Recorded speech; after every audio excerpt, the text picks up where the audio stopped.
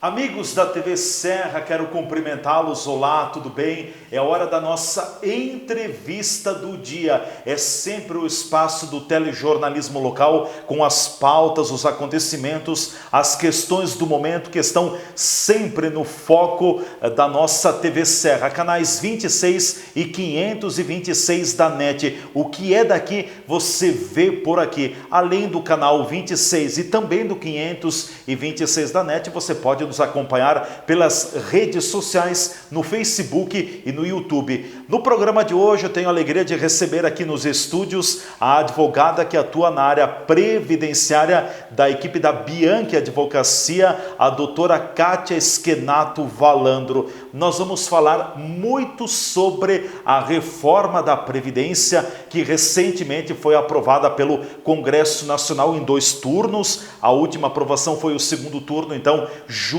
ao Senado Federal. A conhecida PEC. PEC significa Proposta de Emenda à Constituição. A PEC 06 de 2019 é então a que vai regulamentar a nova Previdência no Brasil. E vem muitas mudanças pela frente. Mas nada melhor do que a doutora Kátia para nos orientar e nos falar sobre os principais eixos de mudança com a aprovação da reforma da Previdência. Inicialmente, doutora Kátia, obrigado por estar aqui nos estúdios da nossa TV Serra. Seja bem-vinda, tudo bem? Olá, Leandro. Muito obrigada pelo convite. É um prazer estar aqui novamente com vocês, conversando a esse respeito e esclarecendo a população a respeito da PEC, né, que foi aprovada agora no último dia 23. Lembrando que ela ainda não está em vigor, né? Ela entra em vigor somente a partir da promulgação dela. Mas eu acredito que o pessoal ainda tenha muitas dúvidas, então é sempre importante a gente poder esclarecer essas situações para o pessoal, principalmente as regras de transição. Com certeza, até porque esta reforma da Previdência que foi encaminhada pelo governo Jair Bolsonaro, aprovada na Câmara em 2 turnos e também agora aprovada no Senado Federal em 2 turnos. Por que 2 turnos? Tudo que muda a Constituição necessita da aprovação em 2 turnos nas 2 casas legislativas do Parlamento Brasileiro, ou seja, a Câmara dos Deputados e também o Senado Federal. Mas esta reforma da Previdência é bastante forte porque ela mexe sobre 2 grandes pilares. Ela muda o tempo de contribuição do cidadão e também amplia o tempo de idade mínima. A partir daí, doutora Kátia, são 2 grandes mudanças no sistema previdenciário brasileiro? São 2 grandes mudanças no sistema previdenciário. A PEC traz outras mudanças, inclusive. Né? O que a gente pode colocar com relação a essas mudanças que você pontuou? No regime geral, que é o regime conhecido do INSS, né? Hoje a gente tem a seguinte situação. As pessoas elas podem se aposentar por idade, né? Então a mulher ela completa 60 anos de idade e o homem 65 anos, e eles têm que ter um mínimo de 15 anos de contribuição. Essa é a aposentadoria por idade que a gente tem ainda vigendo hoje. Ou a pessoa pode se aposentar por tempo de contribuição, que a gente chama. Nesse caso, hoje não existe uma idade mínima. Então, basta a pessoa comprovar 30 anos de contribuição se mulher ou 35 se homem.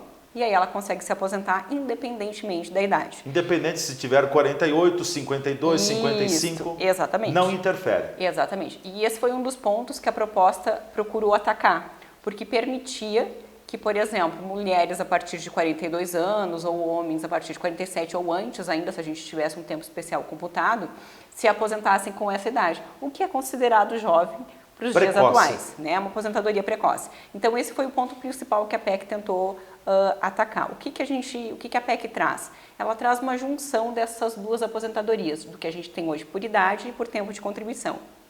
Então ela estabelece o seguinte: a regra permanente, a partir do momento de aprovada a PEC, vai ser de 62 anos para as mulheres e 65 para os homens, né? E um tempo mínimo de contribuição de 15 anos para as mulheres e de 20 anos para o homem. Então a gente passa a ter os 2 requisitos de forma concomitante, uma idade mínima e um tempo mínimo de contribuição. Muda também a forma de cálculo. Hoje, como é que a gente calcula? A gente pega todos os salários da pessoa desde julho de 94, faz uma média. Soma e faz uma média. Isso, só que a gente descarta as 20% menores contribuições. Isso faz com que a média aumente um pouco, né? A gente considera somente os 80% maiores salários. faço uma média simples e aplico o fator previdenciário. Eu só não vou aplicar o fator previdenciário naquela regra 86-96. Se a gente somar idade, tempo de contribuição e a mulher atingir 86 pontos ou o homem atingir 96 pontos, eu não vou ter aplicação de fator previdenciário. Essa é a regra atual. Com a proposta, a gente vai ter uma média de todos os salários de contribuição da pessoa. Então, eu deixo de... Desde o primeiro? A partir de julho de 94. 94 é o marco, Isso. então. 94, na verdade, é quando começou o Plano Real, né? Então, se tem essa situação, este marco. Então, a gente pega todos os salários da pessoa, eu não tenho descarte de contribuições menores, isso puxa a média da pessoa para baixo, Diminui. O valor diminui, certo. né? E eu aplico o quê? Eu começo com... a gente não tem mais fator previdenciário, mas eu tenho a seguinte situação. Desta média, eu vou aplicar 60%. A cada ano de contribuição que eu tiver, além dos 20 anos para o homem ou dos 15 para a mulher, que é o tempo mínimo, eu vou acrescentar 2%. Então, nesse caso, o homem vai ter uma aposentadoria integral da média dele. Por exemplo, se a média dele deu R$3.000, ele só vai ter esses R$3.000 se ele completar 40 anos de contribuição, né? E a mulher os 35. Caso contrário, o que a gente tem? Um percentual que começa no mínimo de 60% e a cada ano de contribuição acima de 15 para a mulher ou de 20 para o homem, vai somar 2 pontos percentuais. Acresce 2 pontos. Acresce 2 pontos. 2%. Então, 2%. Então, esse é o cálculo que a gente vai ter a partir de quando a PEC entrar em vigor. Certo. Essa é a principal modificação. Então, o que a PEC estabelece? Que para quem entrar, para quem começar a contribuir para o regime geral, a partir do momento que ela entrar em vigor, essa é a regra permanente. Então, se a PEC entrou em vigor, por exemplo, lá no 1º de dezembro, e a pessoa se vinculou ao regime do INSS no dia 2 ou no dia 3, essa é a regra que ela vai pegar. 62 anos de idade para a mulher, 65 para o homem e um tempo mínimo de contribuição de 15 anos ou de 20 anos, né, respectivamente. Essa idade tende a aumentar com o tempo, né? Para quem já é vinculado, então sim, a gente tem as famosas regras de transição. Para o regime geral, a gente tem estabelecida 4 regras de transição. A mais benéfica é aquela que prevê que para a mulher que hoje tenha 28 anos de contribuição ou o homem 33 anos de contribuição, eu tenho um pedágio de 50% do tempo que falta, certo? Então, só que isso também cria uma distorção muito grande, porque, por exemplo, quando a PEC entrar em vigor, eu posso ter 2 situações. Uma mulher que tenha já os 28 anos completos e uma mulher que tenha 27 e 10 meses, faltariam 2 meses. Essa não pega essa regra de transição, né? Para essa regra de transição, eu tenho um pedágio de 50%. Então, se a mulher tem 28 anos de contribuição, ela contribuiria mais um ano, ao invés de 2, para fechar os 30 anos atuais. Ela somaria mais um e se aposentaria depois de 3 anos. Certo. Para quem não pega esta regra de transição, que é a mais benéfica, a gente passa a ter idade mínima. A idade mínima é o requisito número 1. Mesmo para a regra de transição. Então, o que a gente tem? Até o final deste ano, eu tenho uma idade mínima de 56 anos para a mulher e 61 para o homem.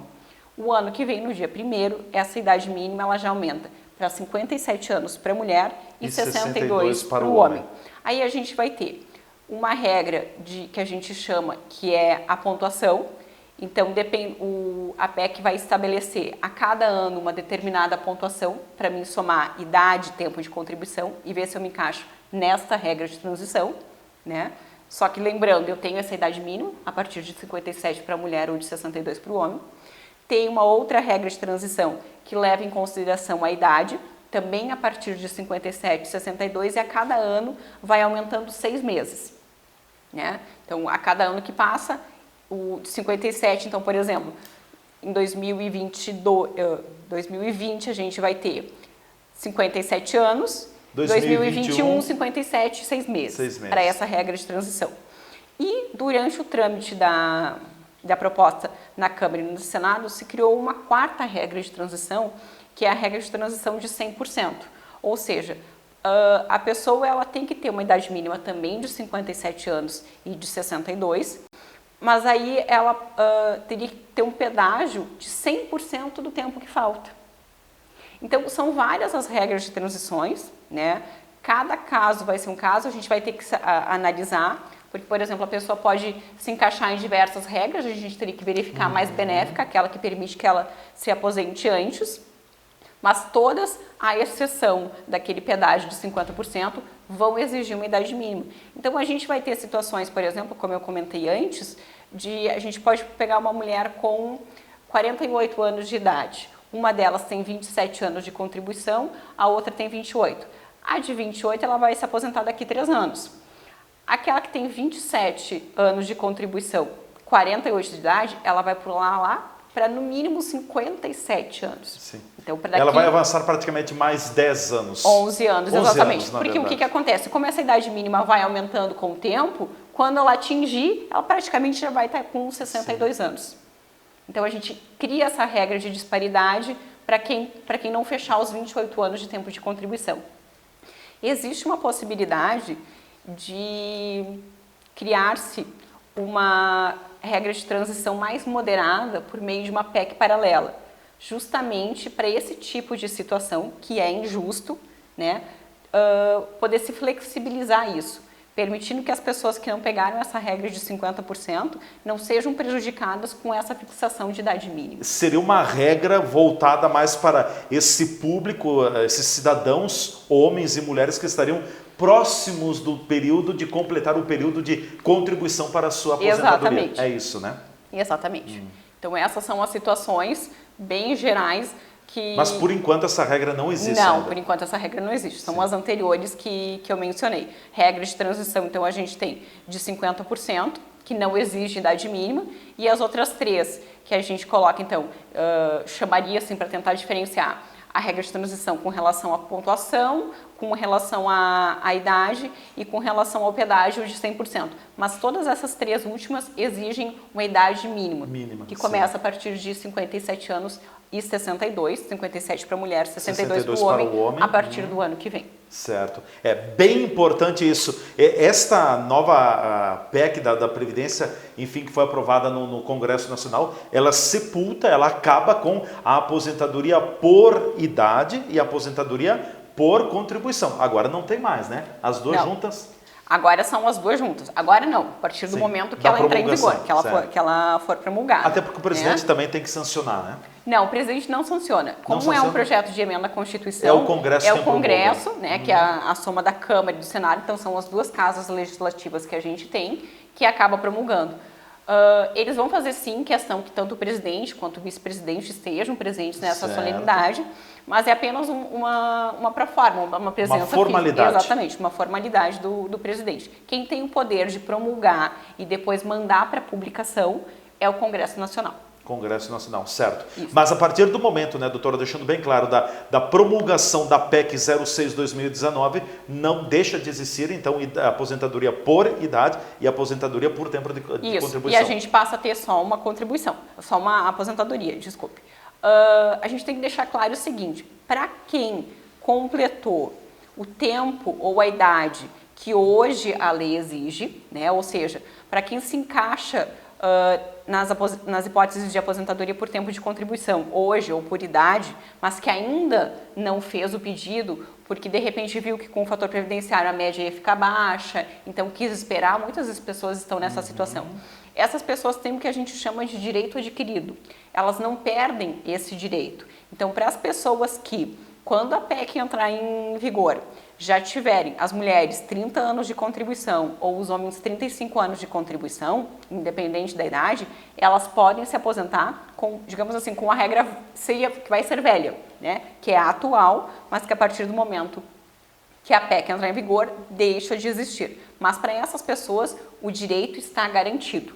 Não é aquela situação da mulher, por exemplo, ou do homem que tenha 28 anos ou 33. Aí a gente fala de regras de transição, né? A gente mantém o direito a se aposentar, não com a regra permanente, mas a gente tem uma transição, então ela fica no meio termo, mas só quem pode se utilizar das regras que hoje estão em vigor e depois vão deixar de valer, é quem já preencheu os requisitos e tem o direito adquirido.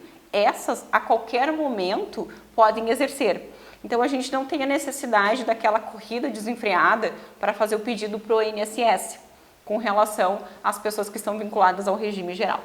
Perfeito.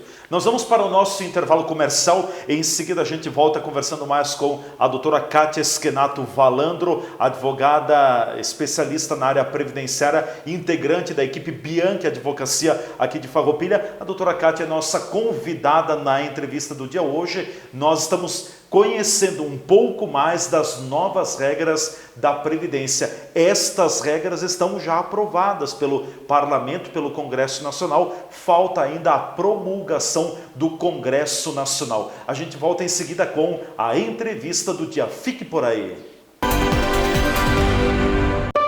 Juntos nossa gente sonha, juntos nossa gente cresce. Juntos nossa gente educa, nossa gente nova e se fortalece. Acreditamos na cooperação e na força da cocriação para gerar uma conexão entre sonho e realização. Fazer o bem por nossa região e ser agente da transformação. Plantar, construir e caminhar, então todos juntos na mesma direção. Sicredi Serrana, juntos, nossa gente vai mais longe. Ô, velho, tá difícil pra ler esse jornal, tô enxergando muito pouco, minha velha. Eu preciso me comprar uns óculos, minha velha. Mas vai lá no Mercadão dos Óculos.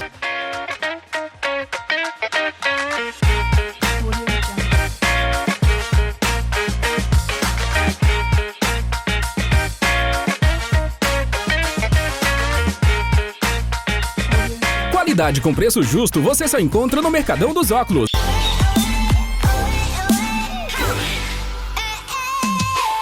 Olha, velho, que coisa linda que tá passando por aí. Bonita. Rede de Óticas Mercadão dos Óculos, Farroupilha, na Júlio 852. A Bitcom você já conhece, é a internet banda larga para navegar em velocidade turbo. Agora a Bitcom também tem a melhor TV por assinatura, com mais de 240 canais e um acervo com mais de 25 mil títulos para assistir a qualquer hora. E aí, qual você escolhe? As duas, claro. Bitcom TV e internet, é multiplataforma e multicanais. Mão na internet, olho na TV, viva conectado!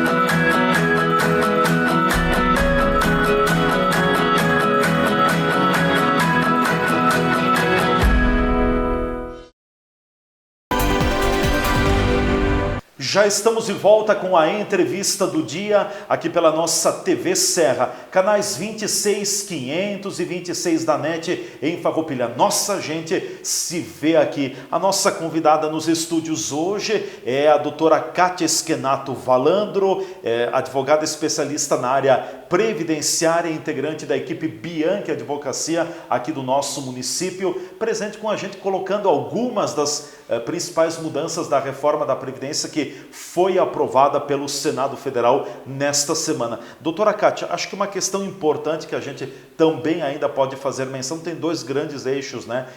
Como fica a questão da aposentadoria rural e se ainda permanece a questão da aposentadoria especial. O que diz esta PEC que foi aprovada pelo Congresso? Com relação à aposentadoria rural, a gente não tem mudanças. Certo? Fica tudo como está? Fica tudo como está. Com relação àquele agricultor, né, que a gente chama de o agricultor em regime de economia familiar, o pequeno produtor, esse não tem mudança nenhuma. A regra fica como está.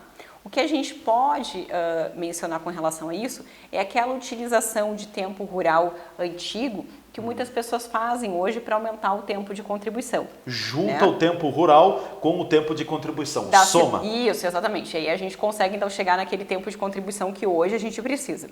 Essas pessoas vão continuar podendo utilizar esse tempo rural, né? O antigo tempo rural, então lá de quando a gente tinha, a partir dos 12 anos até o primeiro vínculo de emprego. E esse período, se a gente consegue provar que a gente trabalhava na roça junto com a família, junto com o pai, a gente pode continuar somando ele. Essa situação não foi, ela está clara na PEC, foi esclarecida. O que a gente não pode é, a partir de hoje, utilizar tempo rural sem qualquer contribuição, sem qualquer pagamento. Isso a gente não pode mais. Inclusive, já a partir de 91 já não tinha essa possibilidade, que eu tinha que indenizar o tempo rural. Mas aquele tempo anterior ainda vai se permitir somar, mesmo que eu caia nas regras de transição. Com relação à aposentadoria especial, a gente passa a ter idade mínima. Tá? Então, a gente tem regras de transição também que estabelece uma idade mínima menor e a gente passa a ter a regra permanente, né, que estabelece idade mínima. Então, para quem tem uma aposentadoria especial, todo o período, né, como especial, porque a aposentadoria especial é todo o período trabalhado exposto a agente insalubre, agente nocivo. Para 15 anos de tempo especial, a gente teria uma idade mínima de 55 anos. Para 25 anos de tempo insalubre, de tempo especial, a gente teria uma idade mínima de 58 anos. E para os 20 anos de tempo especial, a gente teria 58 anos de idade. E 25 anos de tempo especial, a gente teria uma idade mínima de 60 anos. Hoje, a aposentadoria especial, eu só preciso comprovar a minha exposição, eu não tenho idade mínima. Com a entrada em vigor da PEC, passa a ter uma idade mínima. O que a gente costuma ver muito seguido é as pessoas que não conseguem completar todo o período de 15, 20 ou 25 anos exposto a agente insalubre, agente nocivo, e aí elas passam a ter a famosa conversão, converter o tempo especial em tempo comum. Né, que aí também aumenta o meu tempo de contribuição e me permite me aposentar antes. A partir da entrada em vigor da PEC, eu não tenho mais essa conversão. Ela é assegurada até a data em vigor da PEC. Então, quem tem a intenção de utilizar ou de aumentar o tempo de contribuição com essa conversão, pode fazer isso até a entrada em vigor da PEC. A partir da entrada em vigor, por exemplo, se ela entrar em vigor em 1º de dezembro, a partir desta data, eu não tenho mais essa conversão. Eu não aumento mais o meu tempo com essa conversão. A entrada em vigor da PEC cancela. Cancela, exatamente. Certo. Mas a lei permite que todo o trabalho que eu exerci antes, eu posso converter, mas a conversão é até esta data. A partir dali, o meu tempo vai ser contado como um tempo comum.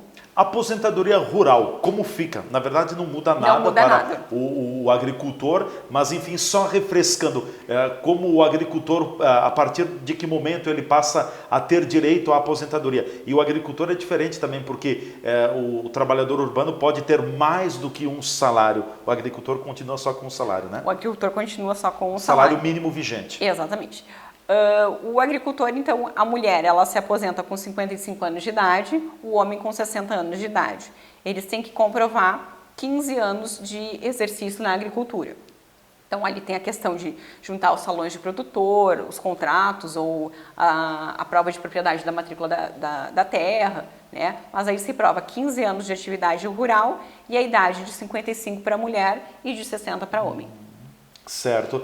Eu queria voltar, doutora Kátia, até a senhora comentou anteriormente também no primeiro bloco, mas acho que é importante porque a gente está percebendo muitas pessoas correndo ao INSS para pedir a sua aposentadoria. Só quero deixar claro, a doutora deixou claro anteriormente também, de que quem já cumpriu os requisitos para se aposentar ainda no modo antigo, vamos colocar, embora ele continue presente até a promulgação da nova PEC, quem já cumpriu os requisitos, bem tranquilo, se entrar em vigor a nova PEC, vai continuar com aquela situação, né? Isso, exatamente. Eu só faria uma ressalva, que é uma modificação que foi incluída com mais rigor na Câmara dos Deputados, que é a seguinte: todos têm sim o direito adquirido, tá? Os segurados do INSS. A exceção que a gente tem são os empregados públicos, por exemplo, funcionários do Banco do Brasil. Os funcionários de empresas públicas... Banco do Brasil, Caixa Econômica Federal, Correios, por aí afora. Exatamente. Essas pessoas, o que acontece?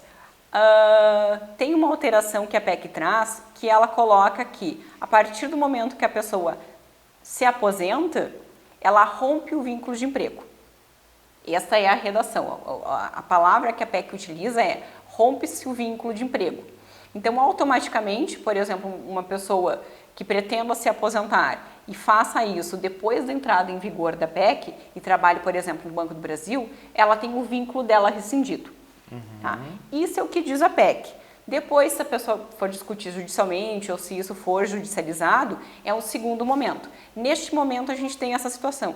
Então, eu diria assim que quem tem uma certa preocupação em tentar antecipar ou não, ou fazer esta corrida antes que a PEC seja promulgada, que a gente tem ali alguns dias, né, algumas semanas, seriam essas pessoas que têm empregos públicos. Né? Porque aí a PEC é bem clara. As aposentadorias que forem concedidas antes de ela entrar em vigor, a pessoa pode acumular o emprego e a aposentadoria. A partir do momento que a PEC entra em vigor, ela não pode mais acumular o emprego público, a gente tem que deixar claro, é uma situação específica para quem é empregado público. Né? Os demais funcionários de empresas privadas não têm essa situação. A gente tem isso nas empresas públicas. Aí se rompe. Então, eu acredito que essas pessoas é que teriam um certo temor ou uma certa preocupação em correr e entrar com o pedido antes da promulgação da PEC. Exatamente. Certo. Doutora, como fica, porque a gente ouviu muitos comentários, enfim, na discussão, no acalorado político, na discussão tanto na Câmara, no Senado Federal, a questão do servidor, a previdência pública, do servidor público, se falou até dos militares que não teriam entrado também nesta reforma. Mas vamos entrar aqui agora na questão do servidor público. Esta PEC pega o servidor público ou não? Pega o servidor público federal. O servidor público estadual e municipal estão fora, certo? E a PEC é muito expressa com relação a isso. Eles estão fora. O que a gente tem é a chamada PEC paralela para tentar incluir os servidores estaduais, os servidores municipais nesta PEC. Mas isso é um segundo momento, vai ter discussão no Senado. A gente sabe que tem um clamor muito forte político por trás disso, né? Tanto de parte dos servidores estaduais e municipais, quanto dos próprios governadores e prefeitos, né, para que eles consigam se colocar nessa PEC. Então, por hora, esses servidores municipais e estaduais não altera nada. Continua em vigor o que hoje está, certo? Não tem alteração nenhuma para eles. O que modifica é para o servidor público federal. Este sim. O que a gente tem hoje? Qual que é a regra permanente do servidor público federal? Ele se aposenta com uma soma de requisitos. Para a mulher, 55 anos de idade e 60 para o homem, 30 anos de contribuição para a mulher, 35 para o homem. Eu tenho que provar 10 anos de efetivo serviço público e 5 no cargo que eu pretendo na minha aposentadoria. Qual que é a regra permanente a partir da entrada em vigor da PEC? A idade mínima de 62 anos para a mulher e 65 para o homem. Então, a gente tem aqui a equivalência entre regime geral e regime próprio. A idade mínima é a mesma, né? O tempo de contribuição é 25 anos. O tempo de efetivo serviço público, 10 anos, e no cargo, 5 anos. Então, a grande modificação aqui, a gente tem um aumento de 55 anos de idade para a mulher e 60 para o homem, para 62 anos de idade para a mulher e 65 para o homem. Essa é a regra permanente. Então, o servidor público, a pessoa que faça um concurso e entre para o serviço público federal, depois que a PEC entrar em vigor, vai pegar essas regras de aposentadoria. A gente tem duas principais regras de transição para o servidor público, ou seja, para aquela pessoa que hoje se encontra no serviço público, né, tinha uma previsão de se aposentar e agora com essa reforma toda vê essa previsão e um pouquinho mais para longe. Qual que vai ser então essa regra de transição? 56 anos de idade para a mulher, 61 para o homem, até dezembro desse ano. Então, é a mesma situação também que a gente encontra no regime geral. A partir do ano que vem, essa idade aumenta para 57 anos para a mulher e 62 anos para o homem e vai aumentando a cada ano que passa. O tempo de serviço continua 30 anos para a mulher, 35 anos para o homem, sendo 20 anos de efetivo serviço público. Então, aqui a gente tem uma situação bastante considerável, né, porque eu tenho que ter 20 anos de serviço público.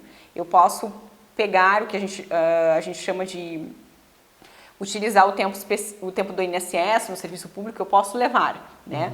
Mas para mim utilizar essa regra de transição, o servidor vai ter que ter 20 anos de serviço público e 5 anos no cargo que ele pretenda a aposentadoria.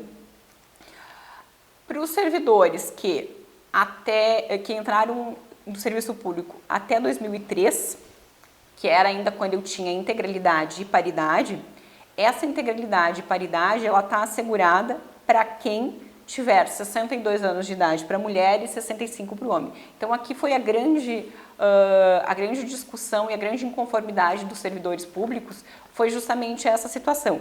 Tem a regra de transição que permite eles se aposentarem a partir de 56 anos de idade, a mulher, ou de 61 para o homem, mas sem a integralidade e paridade. Para eles terem direito à integralidade e à paridade, eles teriam que ter 62 anos a mulher e 65 o homem. Então, dependendo da situação, a gente também tem aquela situação que se posterga muito no tempo esse pedido. Durante a tramitação da PEC no Congresso Nacional, nas duas casas legislativas, se criou uma segunda possibilidade de regra de transição para o servidor público. Aí, nesse caso, ele passa a ter a seguinte situação: a partir dos 57 anos a mulher ou 60 o homem, ele tem um pedágio de 100% do tempo que falta, né, com no mínimo 30 anos de contribuição para a mulher e 35 para o homem. Aí ele passa a ter direito à paridade e à integralidade. Só que aí a gente vai ter um pedágio de 100% do tempo que falta. Então, claro, caso a caso teria que se verificar qual que é a idade da pessoa, qual que é o tempo que ela soma hoje de serviço público, qual é o tempo que ela está no cargo, para verificar em qual regra de transição ela se encaixa e para ter direito à paridade e à integralidade antes dos 62 anos ou dos 65, né, mulher e homem, teria que se verificar essa soma de pontos e esse pedágio de 100% do tempo que falta. Perfeito. Bom, aproveitando, tem muitas mudanças pela frente, nós não vamos conseguir colocar todas em outras oportunidades, nós voltaremos a esta temática, mas eu queria aproveitar aqui a presença da doutora Kátia Schenato Valandro, que é especialista na área previdenciária. Nós estamos ouvindo, e isso até é bom pela democratização dos meios de comunicação e das mídias, então a gente ouve, vê e assiste muitas manifestações. Acabaram com os direitos do brasileiro, o cidadão brasileiro perdeu todos os seus direitos adquiridos. Enfim, doutora, qual é a sua opinião? Eu sei que a doutora não tem vínculo político partidário com nenhum partido e por isso ela fica mais confortável a partir do ponto de vista técnico para responder. No seu ponto de vista, esta reforma, ela tolhe direitos, ela ajusta? Qual é a sua análise global? Eu acredito que ela ajusta, né? Ela evita situações que hoje são gritantes, sim. Né? A gente não tem como negar que uma mulher, por exemplo, se aposentando aos 40, 42 anos de idade, ou o homem aos 45, 47 anos de idade, é uma pessoa considerada jovem. E ainda apta ao trabalho. E ainda apta ao trabalho.